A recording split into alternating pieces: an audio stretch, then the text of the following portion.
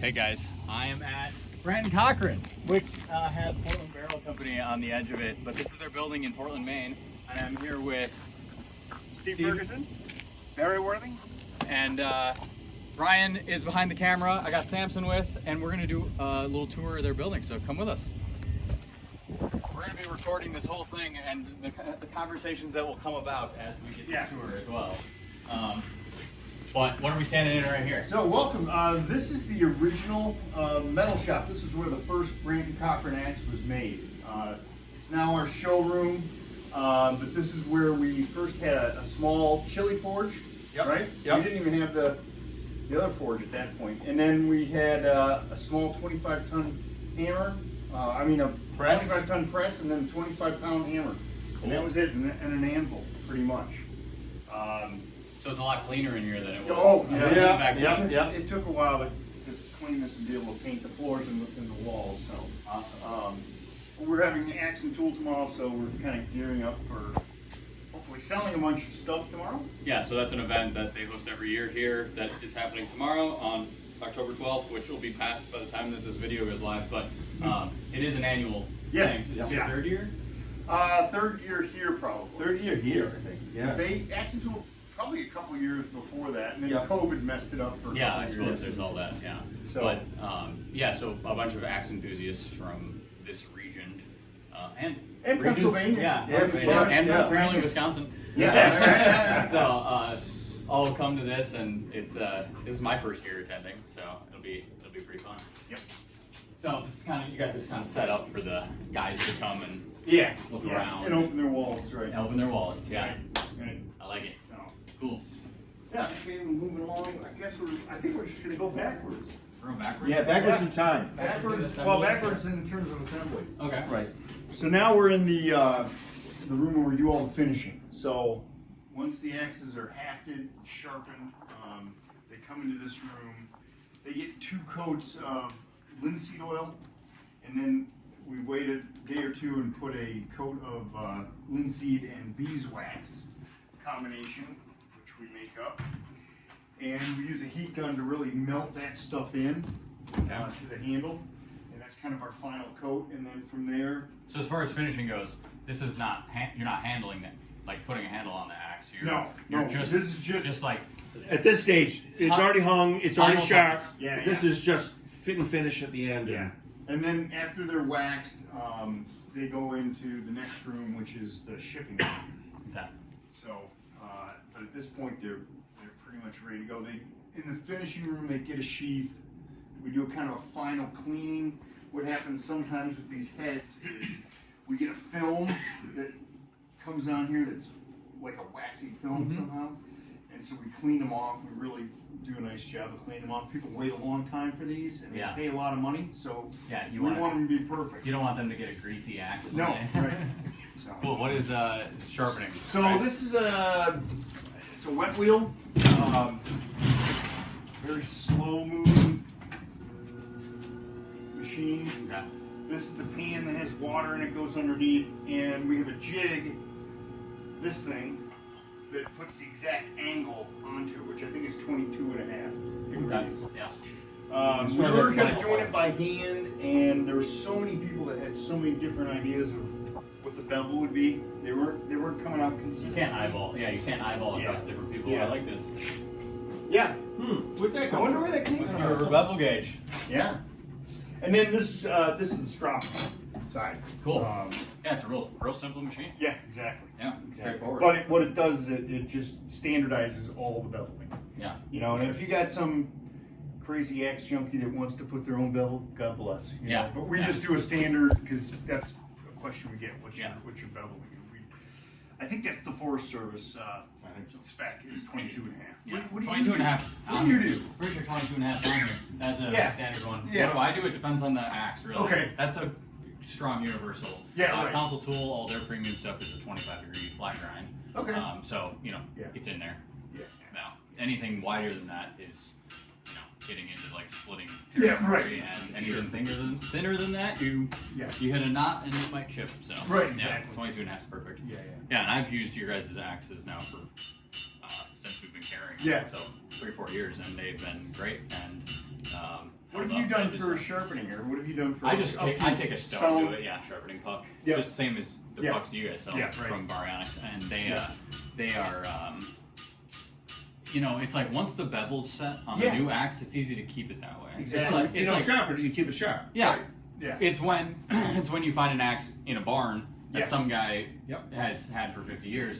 That's when you gotta all right, figuring out what you want to set it. Yeah. Right. But if on factory axes, I usually just keep the standard on the council tool, since they do a flat grind. Sometimes I'll take that bump off.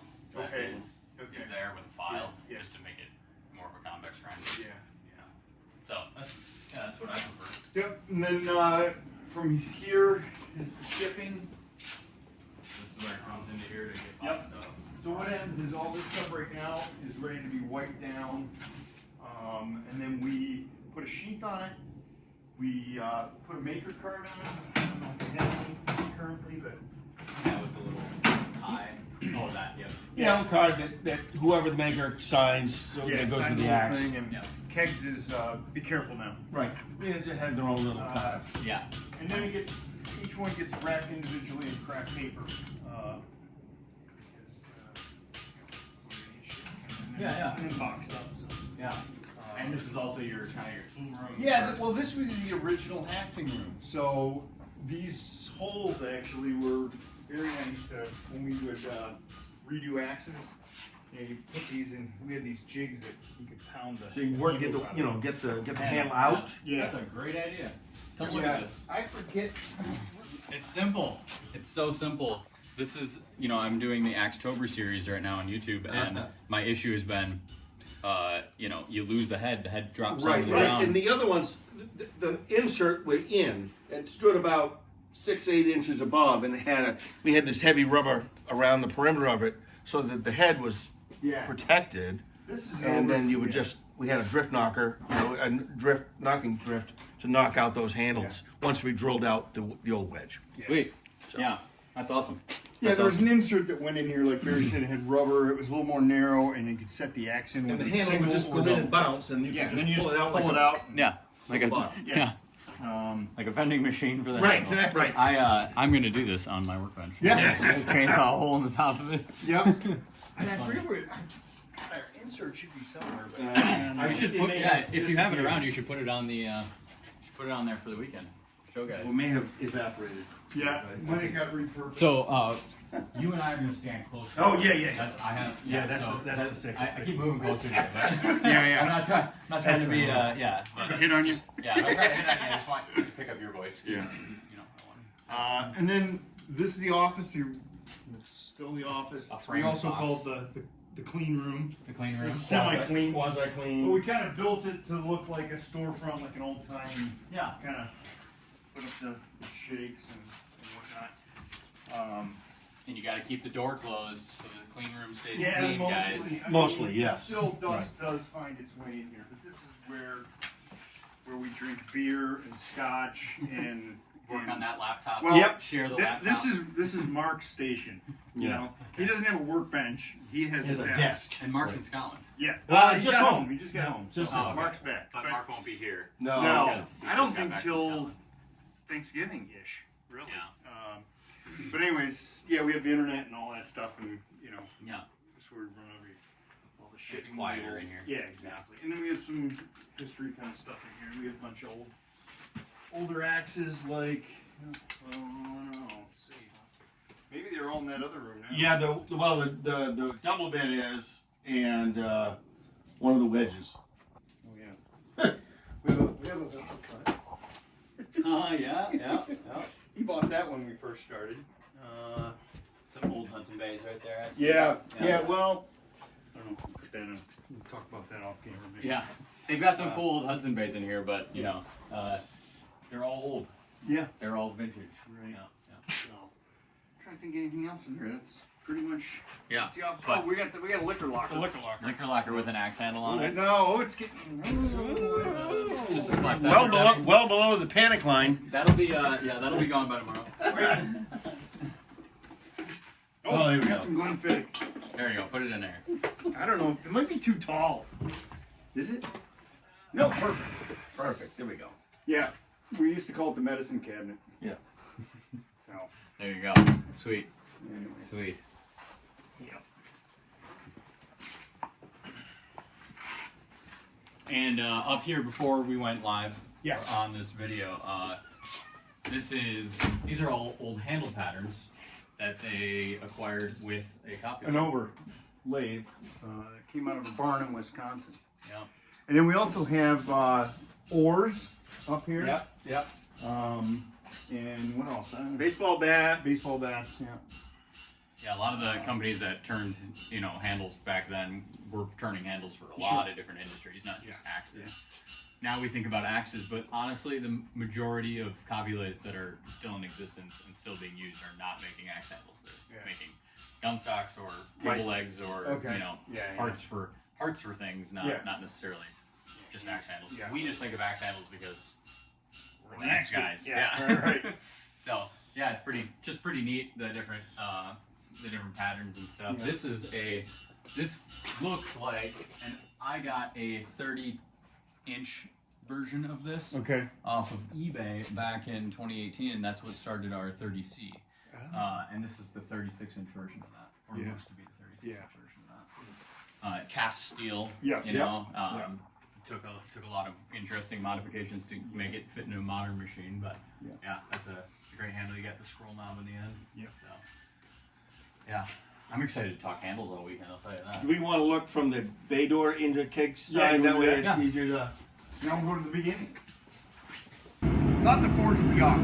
Dave was saying they were going to start. This is alright. Still early. Yeah, no, it's great. No, it's great. So what are you doing today?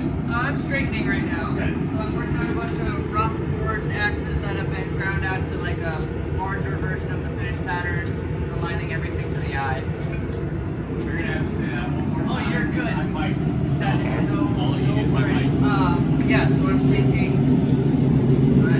So we're in camera. There we go. Go ahead. Yeah, you're on film. I'm taking rough ground axes, so they're a little bit larger than the finished pattern, and I'm straightening them out so the base is aligned with the eye. Essentially. So it's kind of like the final before. Yeah, so grinding. after that, the cheeks get ground down into pattern, the final dimensions basically, so nothing else is going to come back past the bit. After that, it gets stamped and then heat treated. Sweet. Yeah. Awesome. You want to show? Yeah, sure.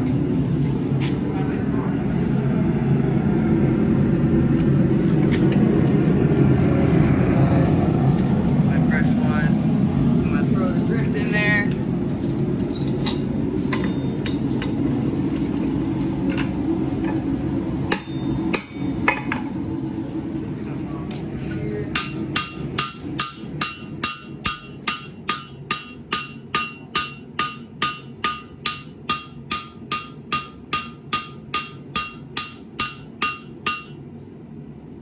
See how that top pattern's coming into place. The base is a little out of line. Knock it that way.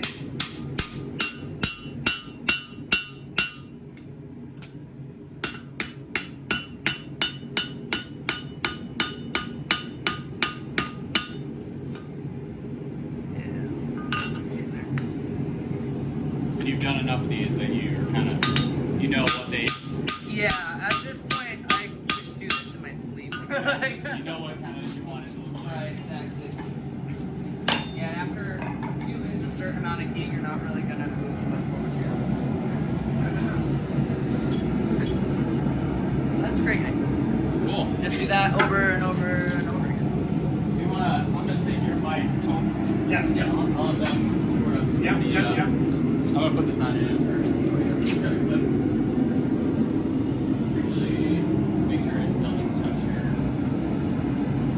There's a magnet on it. Actually. Gotcha. It's on each side of the taper or whatever. Otherwise, it sounds like a grocery bag. Gotcha. Yeah. Okay. My beard does it. Yeah. Yeah. You just want to walk us around, like show us the. Sure, like, yeah. each I'm tool gonna and- or pull piece of this guy equipment. out so I don't Yeah. burn it. Yeah. Yeah, you're in the middle of the process. No, you're good. Just setting stuff up for tomorrow, pretty much. I guess we'll start. We did it backwards in there. That's finish- all fine. If you want to do it in whatever order, kind Sure, of yeah. assembly. So we start out, right now we're using squared billets. Originally we were using round stock, but the square just saves us some time because we do all the squaring in there. In the 50-ton press, that cuts out another like 2 or 3 heats. Not losing as much material. So you're getting square billets. Yeah, getting square billets. So what we do is we run it through 3 different punches. Starts with a really small one, you go up to a slightly larger one, then you knock out what we call the slug out of the middle of there. That gives you that hole. Then you get the final punch. That isn't quite our final eye dimension, but it's almost there, so you're not going to be wearing your drifts down too much. Makes sense. And then from there, I pull out all the material on the sides, start a fullering process. That's done on the 25-ton press, that little guy over there. The middle one? Yeah, the middle one, this little tiny skinny one. And then after that, I pull out the rest of the bit material on this power hammer. And that power hammer is 120 years old. I think 1890s is when it was built. Still runs just as good as the day it was made. Where is this? This after this? Yeah. Break me out. Yeah. This is after the power hammer? Yeah, so that's after the power hammer. You can see all of these like little power hammer marks on there. And that's our rough forged axe, so that's like the very basic shape of it. Yeah. Then after that, that gets ground into pattern, rough pattern, so slightly larger than what it will be. Just like that, you can see all these Sharpie lines around.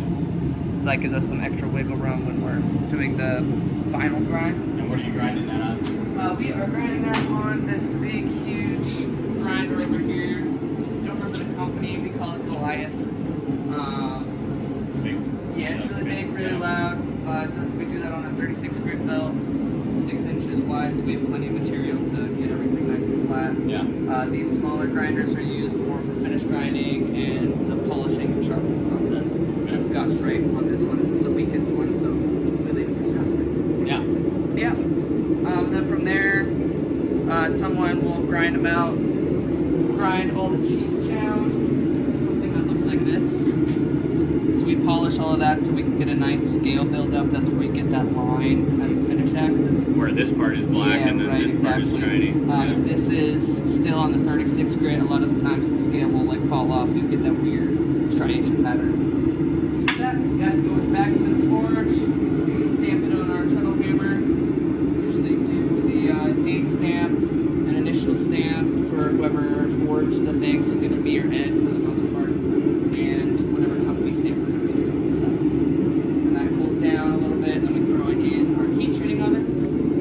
That's a 3 heat cycle. Start at annealing at 1650, pull it down a little bit again, throw it in at 1525, heat it up, bring it down, put it back into 1525, and then we quench it in a big bucket of salt water. Salt water. Yeah, that's slightly warm, agitated. Yeah, there's a little heater on it, right? Yeah, and that's the quick and dirty of it. Yeah, so a pretty tight space. Yes, super tight. We're expanding into the big shop. I don't know if you guys have been over there yet. Got a bunch of Star Trek technology, induction forge, 120-ton press. Yeah, but it's kind of nice to have a type of working space. Totally, yeah. We've got a really nice system going on. It's very much like an assembly line. Like I stay pretty much over here. Leela, who is another one of the blacksmiths, she'll usually take it to the grinding, and then there on goes to the wood shop. Cool. Yeah. Well, thank you. And tomorrow we'll be doing quenching. Kega's going to quench because it makes a wicked cool Yeah, I'm sound. going to be doing I want to do bunch some of- B-roll shots. So that cool. when you're talking about quenching in For salt sure, water, yeah. I can put that in. Yeah, I'll be doing a bunch of different little demos. I'll be running the power hammer, so you can see all that. Yeah. Sweet. Yeah. The hammer's awesome. Yeah, I love that thing. Yeah. Her name's Penny. It looks good. It's crazy how complicated, but yet simple. Right, exactly. You can see every single part. Yeah. It's super easy. When was it made? 1890s. Ish. So the best stuff was made. For sure. Yeah, so I have the original cast iron parts. Yeah. Leather belt. Yeah. Yeah, I love it. Cool. Definitely upgrade from our last one. Yeah. We'll show you the other The one. old Yeah. one was Okay. like a whole Like a hobbyist. It was like a Yeah. hobbyist thing. Yeah. It worked great. It was awesome. I did a lot of work on that thing, but this is Yeah. definitely Yeah. great. I think I upgrade. Yeah, for sure. All right. Well, let's move on. Sweet. All right. I might like it tomorrow. That's something you're interested in. Listen, haven't even compared today. I realized we did this. No worries. Thanks, guys. It's nice to meet you. Yeah, you too. I don't know, but I'm doing that. You know, they walk dogs here all the time. Yeah, people do walk dogs here all the time, so. This one is for, Yeah, put it Barry. Barry's gonna, he's got the main exit. and you and I can stand next to each Yeah, other. that's fine. Yeah. I just couldn't get to them. I want to get a feel of kind of the process and the round. I know Kate talked about using square billets.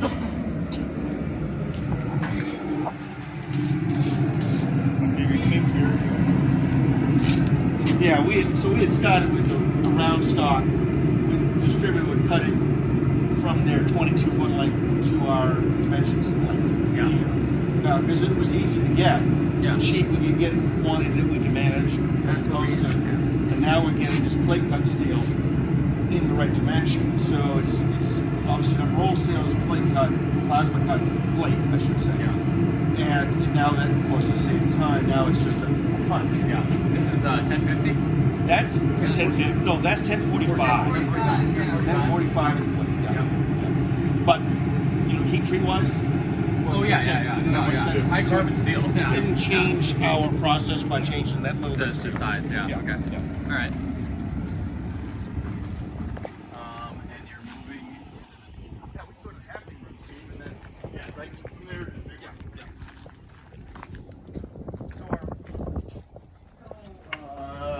Thomas Mosier furniture. You ever heard of Thomas Mosier? Thomas Mosier makes really high-end Quaker kind of furniture, like lawn cherry shaker style. Yeah, but it's just high end stuff. Okay.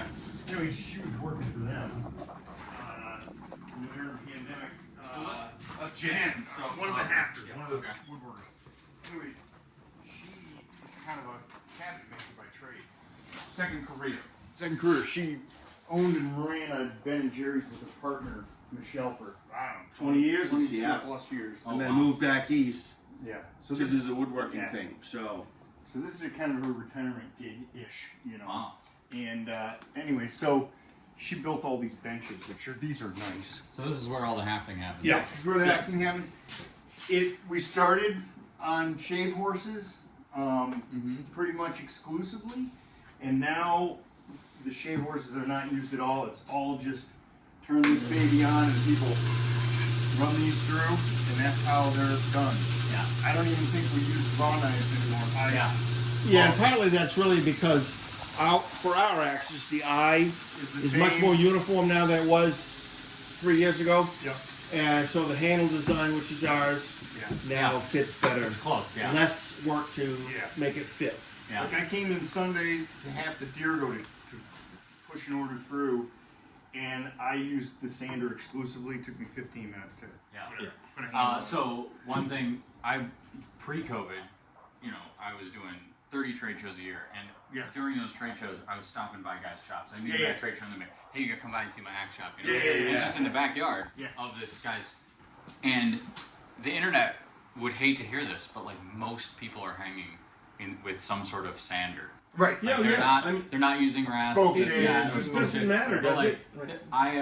When I was in Texas, there's a guy down there that had a couple thousand axes, and he was like, the only thing I use is an angle grinder with a flap disc. Yeah, right. And I was like, I want to try it, and I did it, and we're doing this Axetober and Right, Axe a Day series, that I'm hanging an axe a day in October, and I would say 90% of the work is getting done with a. And those are, every head's different, every handle, and it works great. So I think that there's romantic value in like carving it with your hands. Well, right. So you can be true to tradition, or you can evolve like what other tradition people have. are we trying to? Well, do? here's Right. The You hang it 70s, they might have yourself. been grinding it. Well, what we've always said is, if the old timers had our tools, they'd use them. Sure. If they had, electric this and that, they would have used it. It's like, don't fool yourself. These guys wouldn't have, put They that wouldn't have kind been in of- business. Right. Yeah. They did. Yeah. So. Like my grandpa loves Google. You Yeah, know? right. Like, he didn't have that when he was younger. No, no Right. kidding. He loves it now. Right. Like, Right. So that's awesome that you guys are able to And do then like we that. cut the wedges ourselves out of black walnut. We have a jig somewhere around here, but there'll be a day where they just Do a wedge spend 2 hours and cut wedges. Yeah. And then, yeah. I have a cabinet shop local to me that does all of our wedges that we sell. Oh, okay. And I'm always shocked on how fast they can cut. You know, I'll order 4,000 wedges from them, and they will be like, you know, a week later they're like, it's done. Yeah. How is this? Yeah, I don't know where the jig is. I don't know where the jig is. That's crazy. Gee, hit it for the weekend. Oh, Oh, there you go. So it just rides in the T-track, yeah. Yeah. and you just put your stock in and you turn it 180 degrees every time. Yeah. Yeah. So, and then all those pieces, parts down there, those are just stuff where you go beyond that, then you're looking at finger damage. Yeah. Yeah. You know, to the point at which it's just. And this is all the handles that we have. Most of these were like a red hot sauce, like cayenne hot sauce. The barrels. The We got all barrels? these. Oh, yeah, They're from a food food grade. distributor. Yeah. Yeah, and so we had to get all the hot sauce out of them, clean them up, and they smelled like crazy. So we have the axes for our handles, handles for our axes. Yeah. We have the restoration sizes for the restores, and then we have a catalog of private label handles that we've done over the years that we have some leftover that we hang on to. Yeah, like In case Filson, Filson or whoever. Huckberry, or Yeah, You know, somebody you want case- to work with again. And Or they want the if same somebody says, hey, I broke my handle. broke my handle, I know you guys made the axe, you haven't had more of the handles with their label on it. Yeah. Oh, That's yeah, awesome. we might. So. That's awesome. Yeah. But These are single. Oh, I saw a double bit eye and a single bit handle here. I thought maybe it was an Adirondack. Yeah, we have a Also couple of old new stock yeah, somewhere Snow Neely, yeah. tucked away. Yeah, they're great. Very cool. It's funny. I used to store mine in 5-gallon buckets Mm-hmm. in a similar way. Oh, really? Yeah. We grew out of 5-gallon buckets pretty quick, but you know, Yeah. it worked for a while. There's a guy in Scarborough. He has a business called the Barrel Guy. And that's what he All he does. says is barrels. He sells all these barrels. Casks, wooden casks, and Sells metal, drums, Yeah. whatever. Yeah. New I got stuff. He's like surplus. Yeah, right. yeah. Awesome. Yeah. What a business. Yeah. All right, so here's our new shop.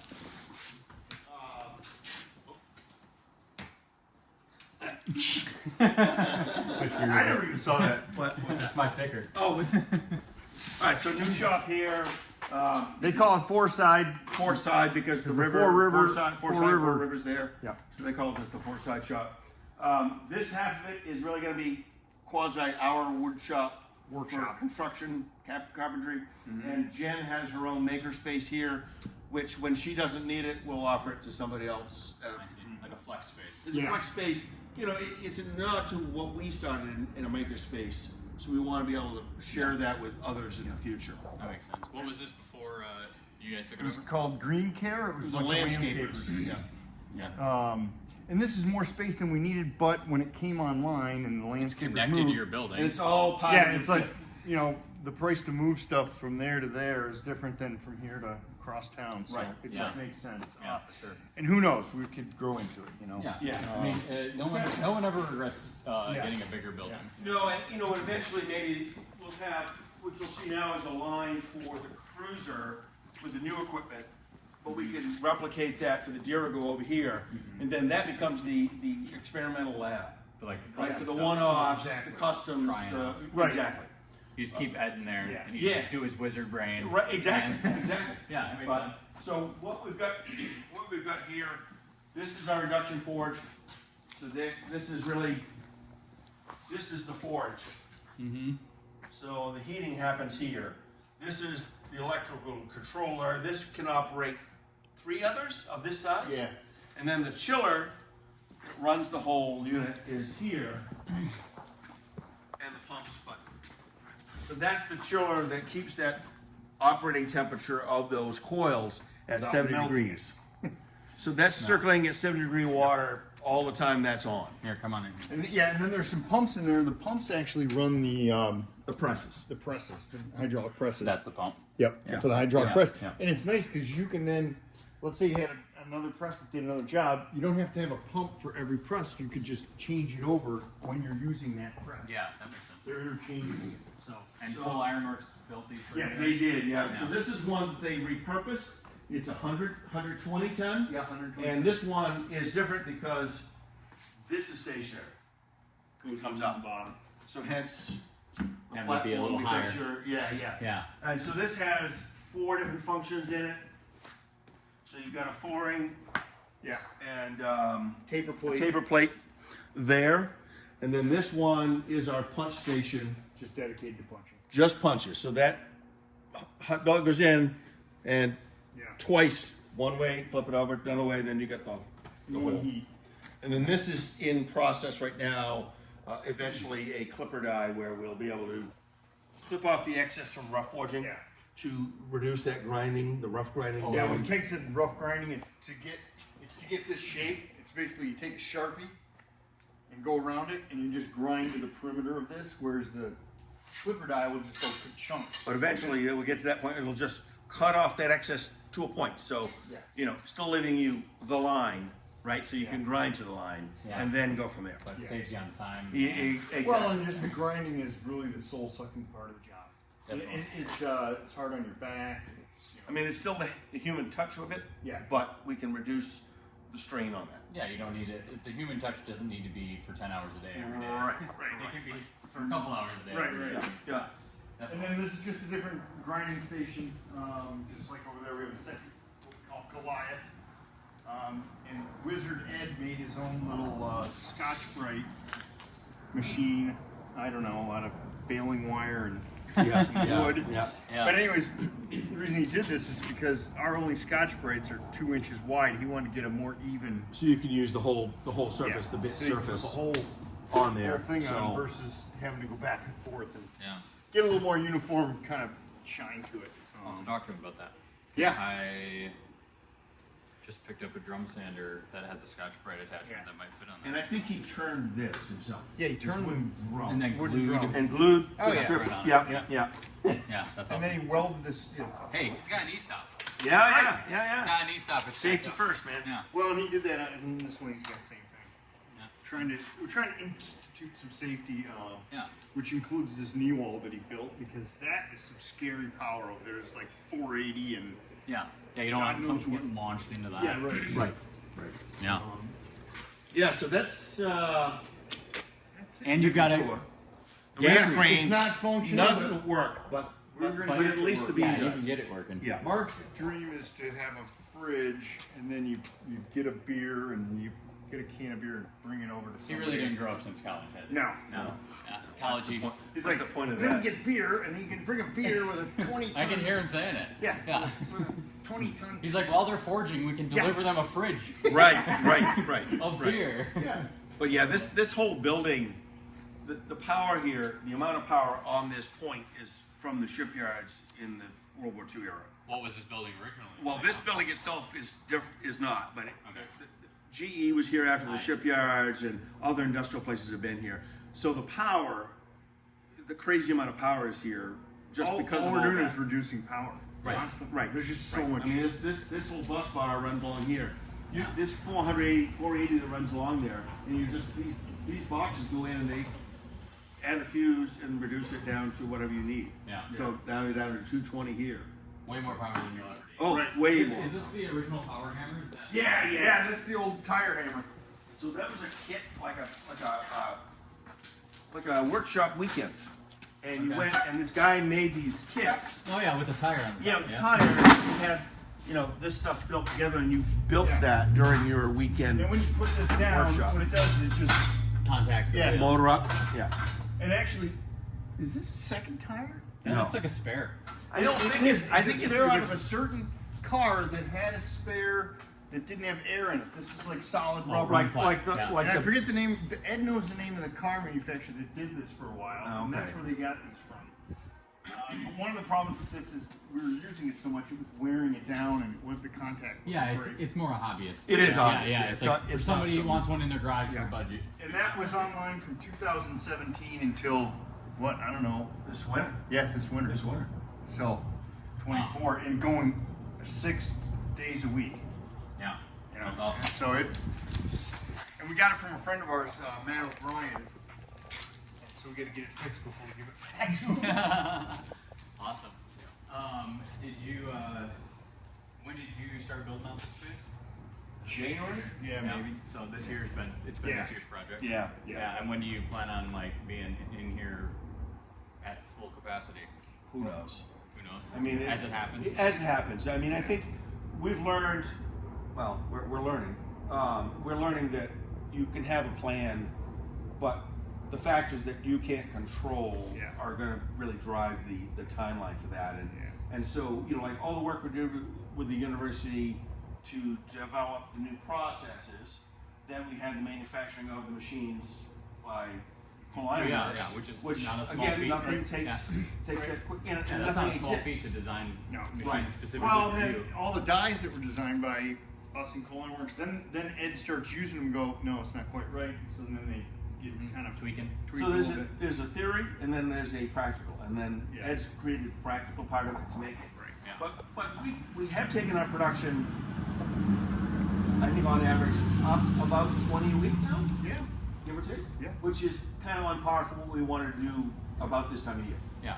So the answer to that question is, when it happens, it happens. Right. And you're So working I think for it. right now, what, 35 a week, maybe? 35 to 40. Yeah. A week. And 40 is a high. You know, we really need to get to about 60 to 75 to be at a place where when a retailer says, I want 250 axes, we can say yes instead of, it'll no. be a year. Yeah. Right. Yeah. Well, We'll give you that's true. 20 a quarter. When you say, Yeah. I need 25 and 25, then we say, okay, how about 4 weeks? Yeah. Yeah, and you're getting Right. you're And getting, you you're getting 5 or 6 a week. Yeah, right. For, Yeah, for right. a couple weeks. Right. Yeah. And Mark kind of runs that schedule because he knows what the retail, our direct to customer is, and then what orders like yours, Yeah. you know, And in so priority. we build it into the schedule. So some weeks it's all direct to consumer. Yeah. Some weeks it's mostly all going to wholesalers Yeah. Yeah. For sure. because we want to balance it out. Yeah, and I've liked how Mark has been willing to be like, what do you think for the next year Yes. going to be? So I can get like in line. Yes, So right. that Well, I don't, in line, it but it's doesn't make also me not feel understanding. bad. Yeah. It's also understanding and accepting of that and saying, no, I want them when I want them, and if you can't do it, I'm not working with you. Well, Yeah, which is Okay. how most retailers work. but Right. you know, it's interesting because like Forestry Suppliers, Jackson, Mississippi, huge, right? They Massive are the company. preeminent forestry wood, right? We send them 5, 10 at a time. They're like, when you get more, we'll take them Yeah. because they're selling them, Yeah. and they're okay with it. And that's, So I've been trying to be as very similar as a retailer. It's like Yeah. when it fits into your guys' schedule, ship it Yeah. to me. You know, Right. And that's exciting. Yeah. I was wondering if you guys have a diamond eye double bit. oh, of course. Well, we have Like, we have we can show we the have, camera. we have one that we've made. Yeah. Because I think that would be something Yeah, that's let's like go back it's a to- special. Back to the showroom. Well, yeah, because we got one that's we got an OG from 1946. Brandon, they had a 48? Hudson Bay in there too, a little hatchet, in their In there. that one showroom. Oh, in the office. Yeah, Well, or no, not in the office, in the room we started in. Yeah. Oh, yeah. okay. Well, it might be what we call a mod or. Well, this is I ours. saw that hanging on the wall. Yeah, this is the Forester's Friend. I wired those on for tomorrow, but you can Yeah, this take guy. the wire off if you want Oh yeah. to. Yeah. And so that's the Forester's Friend. And Same. this was a special release Correct. project that they did last year and a half ago. We're still doing it. Yeah, still doing it, but it was this was a big deal, or it's still a big deal. Diamond eye, traditional shape, nice thin handle. You're right, 48. Is this a 24-inch mark or? That's it's a 2 foot mark. 2 foot mark here, so Yeah, 20, yeah, 24 inch. 24. Yeah. So you get it's a bucking length, right? So you can flip it. So this feature was something that somebody had, one of our axe friends, when we were modeling this, had the pin in it. Now we've seen, and we have, axes with the hand cut notch at You ever that seen the point. notches on 'em? Yeah, It's like a saw mark. yeah. It's like somebody like It's usually purposely 2 there feet. on one side or both.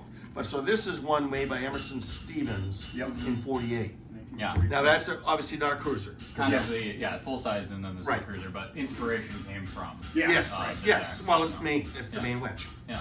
So And the other factoid for this is that billet that makes the cruiser single bit. It's the same bit, same steel. the same weight. It just goes forward. Yeah. Both pieces go to the bit versus Yeah. one to the pole. yeah, So- that makes sense. That makes sense. Wow, that's cool. leather. Is that? Did you guys ship them with leather? Or? Yeah. Oh, yeah. Yeah. I don't know much about this. Well, everything was really sharp when it shipped, so we Yeah. always put a sheath on This it. is the worst part of making these and sending them out the door is putting the sheath on When it's brand new. when it's brand new. This Because one's it's all better. stiff, It's all soft. and you're Axe like, is sharp. I've been bitten by it. We've all been bitten by it. Just Just trying to like- put it in. Oh, yeah. You're like fighting a cat. That Yeah. does not want to be touched. But our leather guy Matt Terrio, Hollow Leather Works in Minot, Maine, he does all of our work, and this was his design. Yeah. It's fairly fairly elaborate, but again the project was you got this belt Yeah. strap The and all whole, that the whole, stuff. the whole thing is, there's no one else making that right, Right? now. No, and no stupid enough to make. And they got an axe bell. Yeah. Yes, and Jen Jen made that. made that. Jen made all of our stands. Yeah. Yeah, is that So- cherry?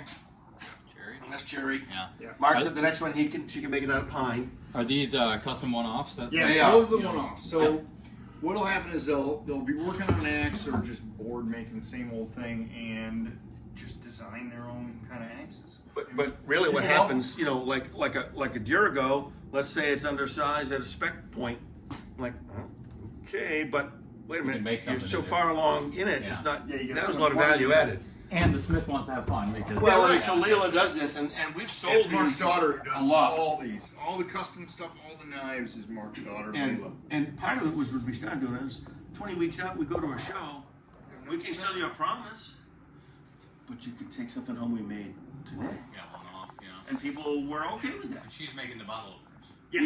Yeah, most of A lot of it, a lot of people are. Okay. Yeah, I didn't know. Yeah, bottle openers are kind of now. I mean, now there's I don't know if Eli's doing bottle openers yet, but it used to be the Somebody entry needs to level. start doing bottle openers so I can get some bottle openers. Okay. Yeah. Well, Leela will be here tomorrow, so Yeah. I'll tell her.